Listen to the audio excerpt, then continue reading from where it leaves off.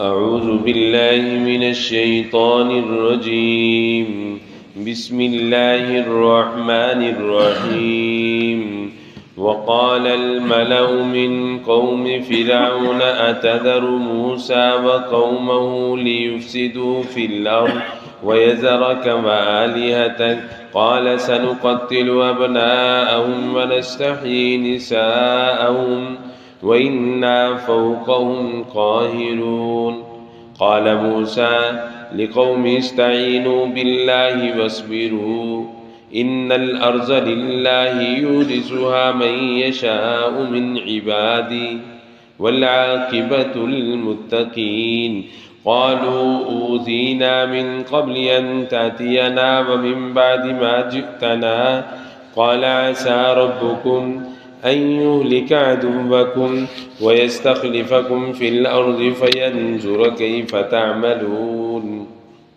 قوم فرعون کے سرداروں نے کہا کیا آپ موسیٰ اور اس کی قوم کو یوں ہی رہنے دیں گے؟ وہ ملک میں دھوم مچا دیں گے، آپ کو چھوڑ اور آپ کے معبودوں کو چھوڑ دیں گے۔ کہا عنقریب قتل کروں گا ان کے بیٹوں کو اور زندہ رکھوں گا ان کی لڑکیوں کو، بے شک ہم تو ہر طرح سے پر زور ہے۔ موسیٰ علیہ السلام نے اپنی قوم سے کہا مدد طلب کرو اللہ سے اور صبر کرو، بے شک زمین اللہ کی ہے، وارث بناتا ہے جسے چاہتا ہے اپنے بندوں میں سے، اچھا انجام متقی لوگوں کے لیے ہے۔ قوم کے لوگ کہنے لگے ہم تکلیف میں رہے آپ کی تشریف آوری سے قبل اور بعد میں جب آپ ہم میں موجود ہیں، کہا امید ہے تمہارا رب ہلاک کر دے گا تمہارے دشمن کو اور نائب بنائے گا تمہیں زمین میں، پھر تمہارا طرز عمل دیکھیں گے۔ سامعین کرام، اللہ سبحانہ و تعالیٰ کے فضل و کرم سے سورۃ الاعراف کی آیت نمبر 127 تا 129 تک کی تلاوت ترجمہ آپ حضرات نے سماعت فرمایا۔ گزشتہ مسلسل کئی آیات مقدسہ سے سیدنا موسیٰ علیہ السلام کا ذکر خیر ہو رہا ہے۔ اللہ تعالیٰ نے جب آپ کو نبوت عطا فرمائی، پھر کیا کیا فرائض انجام دیے اور سامنے سے کیا حالات و واقعات پیش آئے، اللہ نے بڑی تفصیل سے بیان فرمایا۔ ارشاد فرمایا جب مدین سے واپس مصر کی طرف آ رہے تھے، درمیان راستے میں نے اپنے بندے موسیٰ علیہ السلام کو نبوت و رسالت سے سرفراز فرمایا اور ساتھ میں 2 معجزے عطا فرمائے، عصا اور ید بیضاء کا۔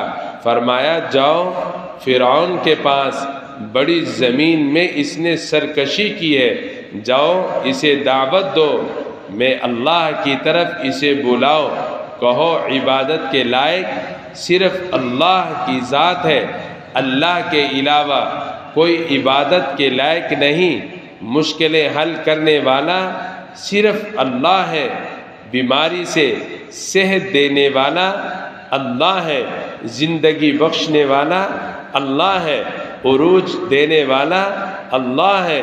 فرمایا جاؤ اسے سمجھاؤ 3 چیزیں ہیں جن کے ساتھ اللہ بڑا ہی پیار کرتا ہے۔ ویسے تو سارا جسم اللہ نے بنایا، لیکن 3 چیزوں کے ساتھ اللہ نے بڑا ہی پیار رکھا۔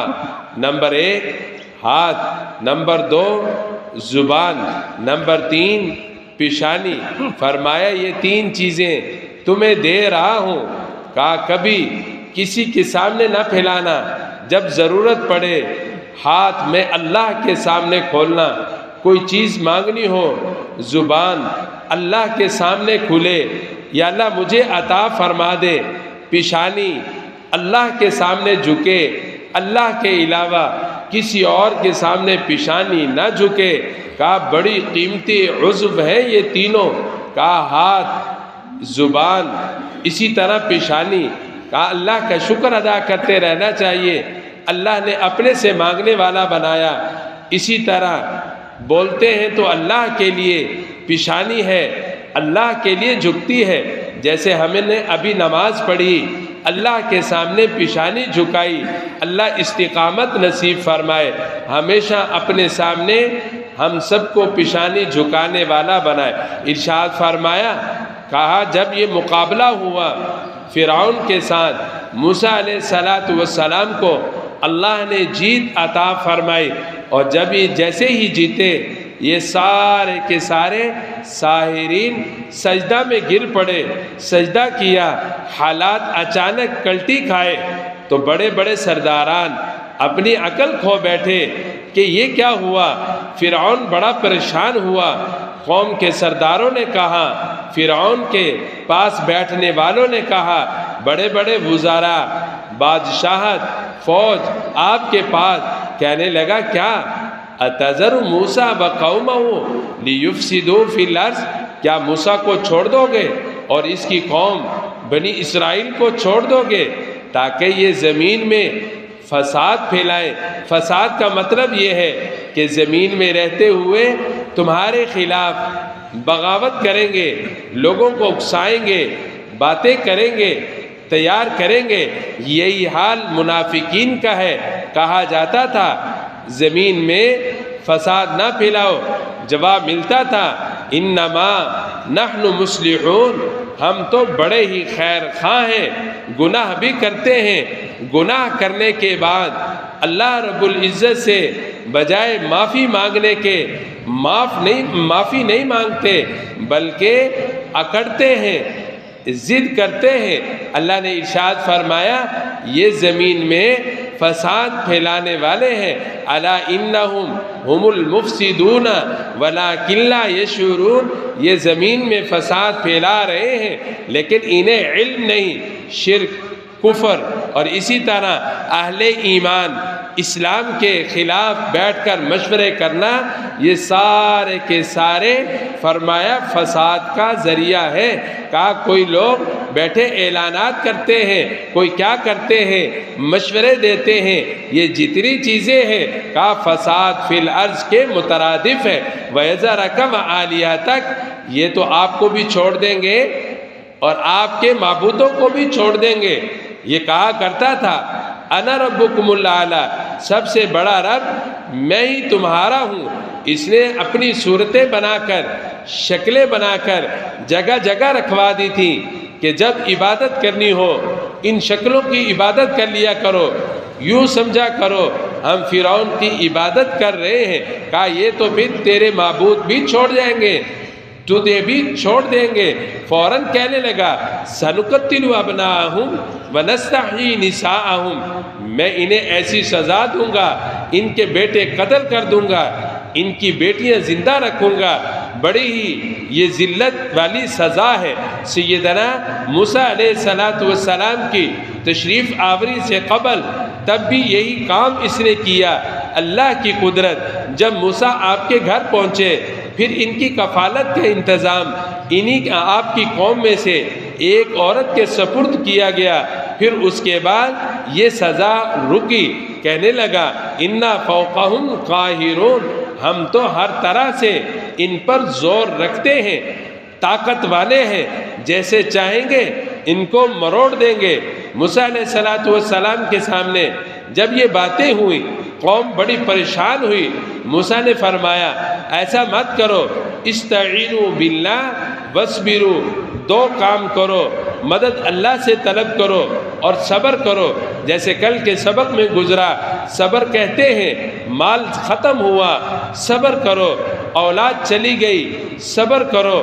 فرمایا اگر تمہارے سے نمازیں چھوٹ رہی ہیں تو یہاں پر صبر، اور اسی طرح دینی احکامات چھوٹ رہے ہیں، یہاں پر صبر کا مطلب یہ ہے آدمی اپنے آپ کو دین پر جما دے، اسے صبر کہتے ہیں۔ کہا ربنا افرغ علینا صبرا، یا افرغ علینا فرمایا، انزل کا لفظ نہیں فرمایا کہ یا اللہ ہم پر صبر کو نازل فرما دے، یہاں پر افرغ علینا فرمایا۔